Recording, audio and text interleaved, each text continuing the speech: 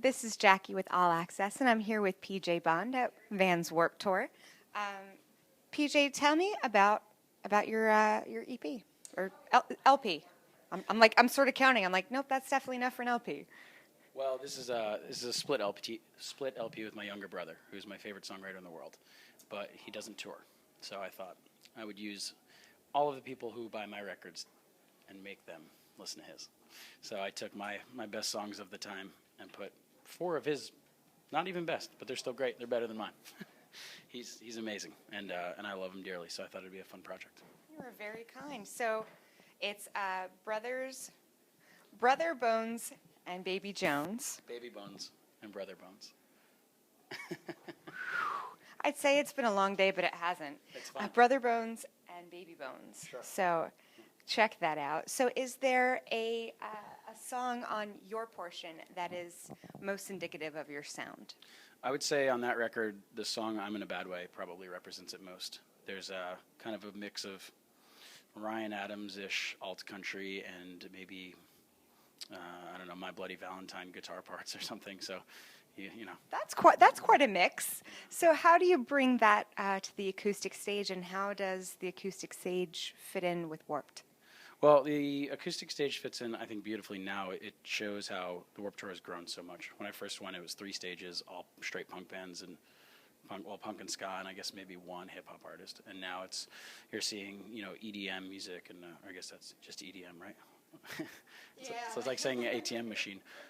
But you see EDM, you see hip hop, you see punk, you see hardcore. So I think the acoustic fits in that, like, the whole scale is building. But how do I bring that to it? Well, I just kind of pare it down to the way I wrote the song. I bring it to its bare bones, and I say the tune has to stand on its own before I put layers on it. So hopefully it still works on stage, and it seems to be doing quite well. Excellent. You mentioned the first Warp that you went to had 3 stages. Do you remember what year that was? I think I went in 96 and 97. I think it was like 2 main stages that alternated, and then a side stage, and then a flatbed truck as the local stage. Because it's the 20th anniversary of Warped. Someone told me, I think it was Nick from Bayside, said that he went to the very first one, saw the advertisement in a newspaper, of all things. So, do they exist anymore? I mean, talk about a flashback. And he said that there were, I think, 2 stages. Did you go to any other Warped tours, or were you going as a performer? I went to those 2, so I think I was 15 and 16. The only reason I was able to remember is because the girl who drove me there got heat stroke, and I had to drive her home. But in New Jersey, you had to be 17 to drive at the time, and I was 16. So I had to drive her home.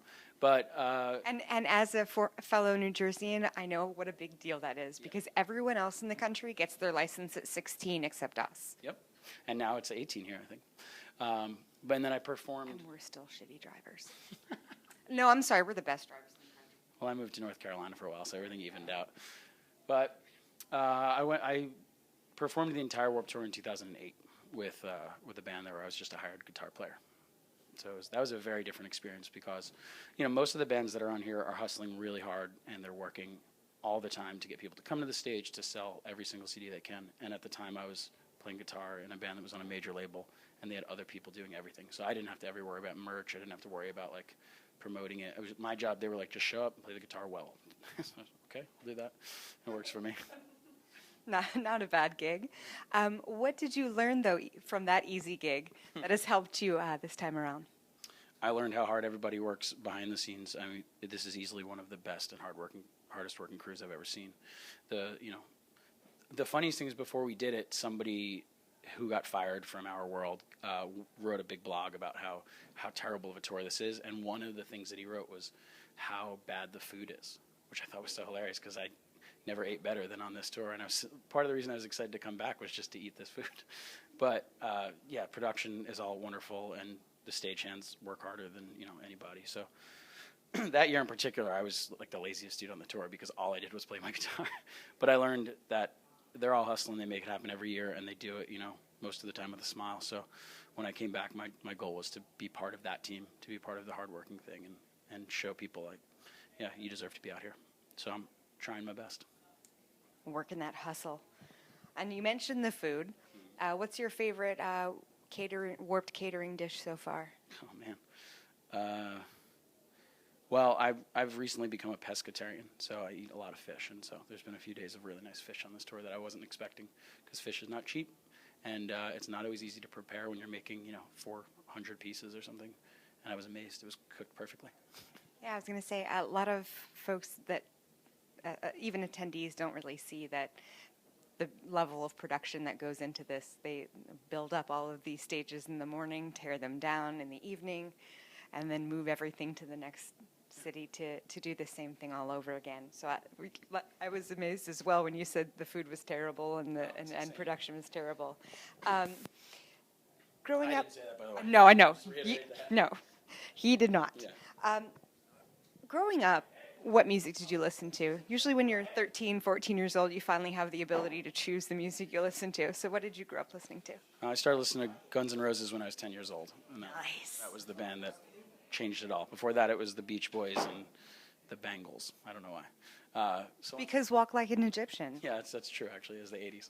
So, once it was Guns N' Roses, then it became Metallica. And then, of course, like anyone else at that age, once I found Nirvana, it was all over. And so Nirvana led me into, part of it led me into the punk world. And then I started listening to, like, NoFX. And I remember listening to Less Than Jake when they put out one of their records. And, our buddy over there. But, yeah, once I found that punk world, the whole Warped world, that it didn't become everything the way it did for some other people, because I was also really into, like, Jane's Addiction and, the Beastie Boys. So, like, it was all affiliated, but I wasn't so centralized on it. I kind of cast a wide net in that respect. And then when I got into, like, my later years in high school and early college, I got really into what at the time we called emo, which then referred to Sunny Day Real Estate and Braid and the Promise Ring. The sort of the wave that came after, like, Rites of Spring and Fugazi. So that was, then I just became obsessed with that. And I was in a band that got signed to Triple Crown Records right before Brand New put out their huge second record. So we got kind of lost in the tumble, but we toured for years, with T-shirts that were too tight and, dark blue jeans with the bottoms rolled up, which I guess not a lot has changed. And, we had too many delay pedals, and we were total nerds. There was 4 of us in the band, and we had 5 college degrees between us, and I think 7 delay pedals. So it was just a total nerd fest in the best way possible. I was really happy about that, We were crazy. We were insane. People who toured with us were really confused how we could, like, be studying, I don't know, like, I think I had, like, a grammar book, and one of my buddies had the Grey's Anatomy book, and another guy had, like, a digital signal processing book. But then the evening would come, and the whiskey would come out, and they were like, couldn't handle where it would go from there. So I like that dichotomy quite a bit. So that answers part of that question and more, I suppose. Little whiskey infusion never hurt anyone. Come on. So what's up next for you after Warped Tour? I have a new record coming out this fall, and currently it's scheduled to come out in mid-September, but I just got some exciting news that I can't divulge all of, but a label that's about 4 times bigger than my current one is interested in possibly picking it up. So my label and this label will be having a discussion, I found out, on Monday at 11 a.m. So who knows? This could be a very different thing later. But right now, September, when the big guys come in, if they decide to be part of it, could change the release schedule. But, I mean, I think that'll be for the better. But I have a new record coming out. It sounds kind of like a cross between Creedence Clearwater Revival, Neil Young kind of stuff, and, like, the more poppy stuff on some Beach Boys records, I guess. But I guess there's always a little bit of rock and roll in there, isn't there? So what's the title of the album? It's called Where Were You? Yeah. So look out for Where Were You. Stay tuned for more from PJ. This is Jackie. Thanks to All Access and In the Key of Change.